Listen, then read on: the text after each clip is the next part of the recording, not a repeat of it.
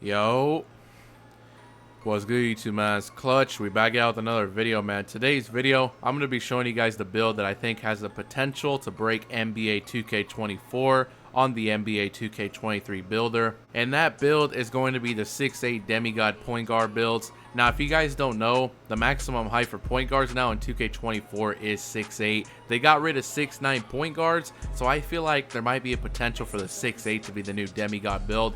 Today I'm going to be showing you guys what I think the build will look like next year.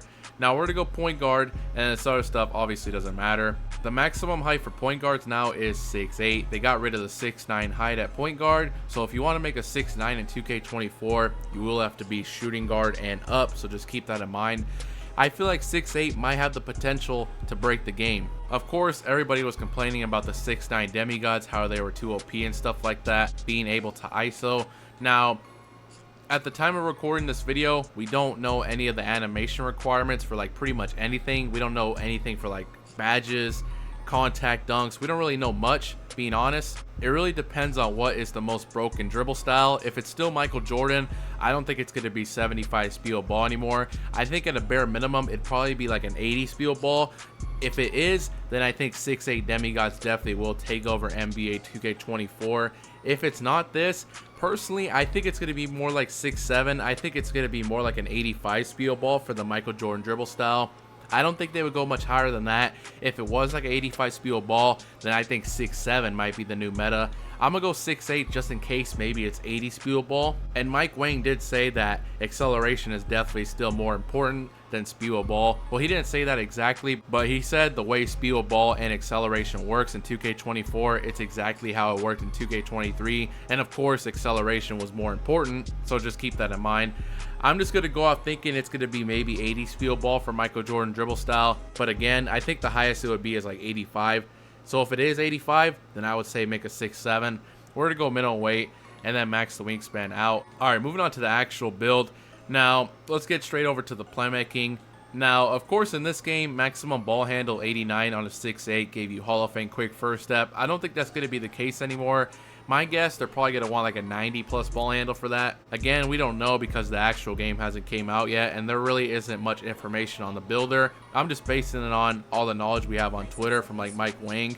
And speed ball, I am going to max this out. Again, I don't think it's going to be 75 speed ball for Michael Jordan dribble style, so I'm going to go 80. I have seen some other people, they think Michael Jordan dribble style got raised up from a 75 to an 80. That might be the case, and just in case it is, I'm going to go 80 speed ball. I think the maximum will probably be like an 85. I'm going to just go 80. And then pass accuracy, this really depends on what you're going to be playing. If you're going to be playing 2s and 3s, I think a 75 is good because Mike Wang did say that pass accuracy speeds are pretty similar to how they were in NBA 2K23. 75 was really all you needed. Just in 2K24, the pass styles are going to play a big part in your speeds and like the type of passes you get. So if you're going to be playing more 5s, I probably would go for like an 80, maybe 85. I'm going to go 75 though. Okay, moving on to the defense with this build.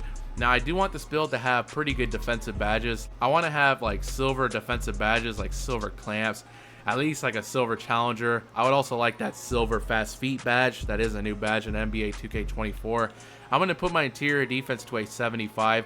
Ideally, I would prefer like an 80, but I'd say 75 is a good threshold in my opinion. 70 at the bare minimum. I would prefer like a 75 though.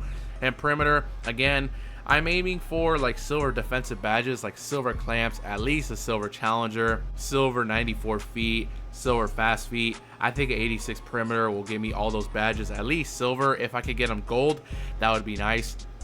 And the steal, I'm gonna put this to an 85 because again, I'm aiming for silver defensive badges like silver glove, silver interceptor, and maybe silver right stick ripper. Again, a new badge in 2K24. And the block, I'm going to put this to an 87 because, again, I want to have a lot of silver badges in the defensive category. Anchor is back in the game. I want to have this badge silver if I can get it. And defensive board, I put this to a 70. I want to at least have like a bronze rebound chaser.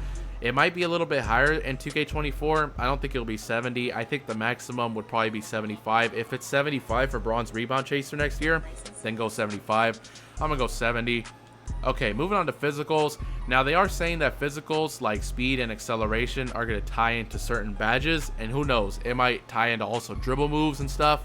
So I think speed is going to be very important next year. So I maxed it out to an 85 just to be safe. Usually in 2K23, all you needed honestly was like a 75-80, but I'm gonna play it safe and max that out. Same thing with acceleration.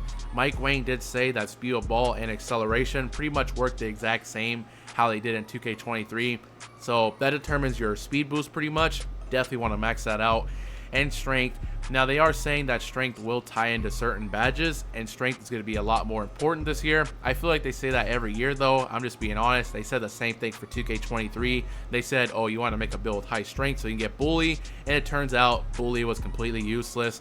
But just in case, I'm gonna go 60 strength just in case this year maybe you do need strength. So I think a 60 at the bare minimum should be fine. If you can get a higher, like a 70, that'd be cool, but I think 60 is definitely a good baseline. And vertical, I do want to have contact dunks on this build. I think they will be raising the requirements for them, so I'm gonna go like 80 vertical. I think that should be fine. And then I'm gonna go 90 stamina. That's definitely the bare minimum. That was all you needed in NBA 2K23. In 2K24, you might need a 95, maybe a 99. I'm just gonna go 90. All right, moving on to shooting with this build. Mid-range shot, I'm gonna get this to a 70. On an ISO build, I don't think mid-ranges are very important, so I think a 70, just in case you ever need to shoot a mid-range, I think that should be fine. And 3-ball, now, as you guys know, Mike Wang did say, if you're a good shooter, 75 3-ball is all you need. But he said if you're not a good shooter, some people will go 1 for 10 with the 75 3-ball. So I think for the majority, you at least want to go for like an 80. But I'm going to go 83 just to play it safe. In NBA 2K23, this definitely was a sweet spot because that unlocks silver agent 3s. I think that badge is still in the game, and I don't think it'll be 83-3. From what I've seen, they have raised the requirements on a lot of badges, so it probably will be like 86, maybe 87 for silver agent 3s. I'm going to go 83. 84. I think 85, if you can get to the 85 threshold, I think that would be a pretty good sweet spot. It was a sweet spot in this game too. I'm gonna go 83 though. I'm not gonna touch the free throw. If you want to, go ahead. All right, moving on to finishing. Now I do want to have some contact dunks on this ISO build. Again, they're making it seem like they're gonna raise the requirements on contact dunks, so I'm gonna play it safe. I'm gonna go with like a 90 driving dunk. I think a 90, they definitely will at least give you like some pro driving contact dunks, at least like the basic ones, like how we got at 84 this year. I'd say at least a 90. We're definitely gonna have some contact dunks. Again, we don't know for sure because they have not released all the animation requirements for 2K24. I'm gonna just go with a 90 driving dunk and an 80 vertical. I think that definitely should be fine. Again, I'm targeting like a silver posterizer, silver slithery. Obviously Limo's takeoff's not in the game, and I do want to have some type of contact dunks. I'm gonna go 80 layup. I think that'll be good. I don't think Giant Slayer, you will get this badge on Hall of Fame at 80 layup anymore, but I want to have some decent layup packages, and I think 80 layup, it will give you some decent ones. It did in this game, so I don't see why it won't in 2K24. And I put my standing dunk all the way up to a 60. Since they got rid of quick drops and Limo's takeoff, I feel like standing dunks will be more OP. They already were pretty OP in 2K23, so I want to at least have like a 60 driving dunk. I mean standing dunk, sorry about that. And layup, now I was to say, if you guys don't really care about the layup, if you're fine with like a 75 layup and you want a higher standing dunk, if it was me personally, I would probably go for a higher standing dunk. I feel like they are going to be really OP, especially for ISO builds. If you're fine with like a 75 layup, definitely could get yourself like a 75 standing dunk and then maybe upgrade your free throw a little bit. It's up to you. I'm gonna just go 80 driving layup and a 60 standing dunk. I think that's gonna be pretty good right here. And this 6'8 build right here, I think it definitely does have the potential to be the new game-breaking demigod build in NBA 2K24 because you still can make 6'8 point guards. It really just depends on if MJ dribble style is still the most broken dribble style in the game, and it also depends on what the requirement is for now. If it's 80 speed of ball, I think you will start to see a lot more 6'8. 6'8 might be the new meta. It might be the new 6'9 pretty much. My guess though, I think they'd probably put it more to like an 85 speed of ball. If it's 85 speed of ball for Michael Jordan dribble style, then instead of a 6'8, I would make a 6'7 instead. But this is pretty good. I definitely do want to have really good dribble moves. That's why I maxed out ball handle. I want to have good shooting. I think an 83 should be fine. I do want to have some type of contact dunks. I don't think I'll get every single one with a 90, but I want to at least have like some pro contact dunks at least. Maybe not the elites, but I think 90 should be good for pros. And then I want to have good defense. I want to have at least like silver defensive badges. Like I said, like silver clamps, silver challenger, glove, interceptor, right stick ripper, fast feet, and stuff like that.